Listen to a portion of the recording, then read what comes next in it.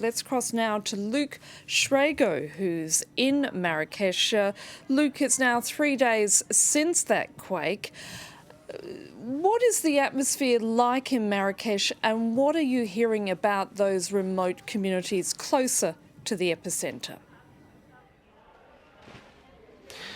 Well, we're at nearly 3 days after Friday's devastating earthquake, and it has to be said that the initial shock is beginning to fade, and it's a matter of now, really in Marrakesh at least, of the city picking itself up, dusting itself off, and moving on. Really, what we've seen is an enormous amount of solidarity coming from the people here in Marrakesh, the closest major city to the earthquake-struck zone. Epicenter, of course, just 70 kilometers to the south of where we are. But the question is now starting to be asked in terms of criticism coming towards the government from certain quarters.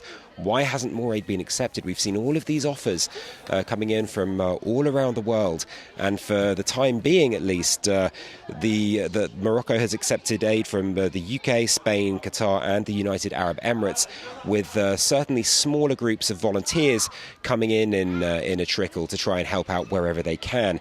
Now, for the Interior Ministry in Morocco, they have said that it's a matter of lacking coordination, and that to bring everyone in at the same time would be what they termed counterproductive. Now, we've seen messages on state TV saying that it could well happen soon that more aid will be accepted, but it is a question at this point that time again is ticking. There is a ticking clock on this. Again, we're 3 days out from the earthquake itself, and there are still people trapped under the rubble. But of course, you've got to remember what an enormous amount of work that rescuers have to do. The army, the air force, trying to get to areas.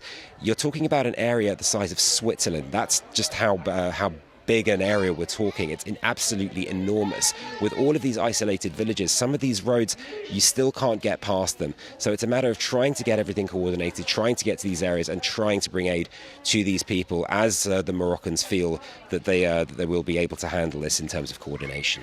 And Luke, you're at an emergency shelter in Marrakesh. How many people are they expecting to turn up? That's right. We're here at it's a sports centre in the old city. You might be able to see we're stood on AstroTurf, and this construction that's gone up. This is one of two such constructions. This one is for the women and children, and just over the other side of the field, they'll be putting another one up for men. At the time being, there's about 200 people here. This is the first such centre that's gone into operation.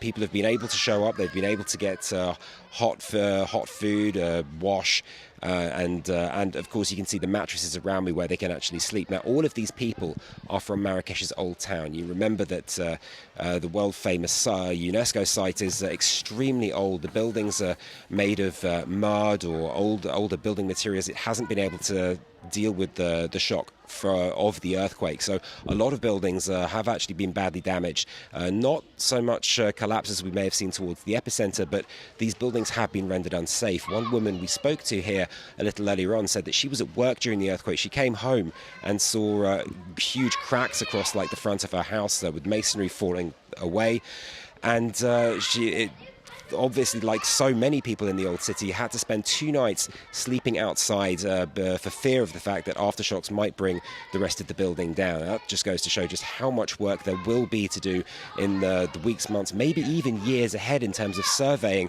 to see just how much damage there really is, and if anything needs to be demolished or if it'll have to be rebuilt. Now, for the time being at least, they do have somewhere now that they can come. Places like this is the first one, and what we're hearing is that there are potentially 2 more going to be built as well, not in the old city but a little further outside the town. Luke Shrago reporting there from that emergency shelter in Marrakesh. Thank you.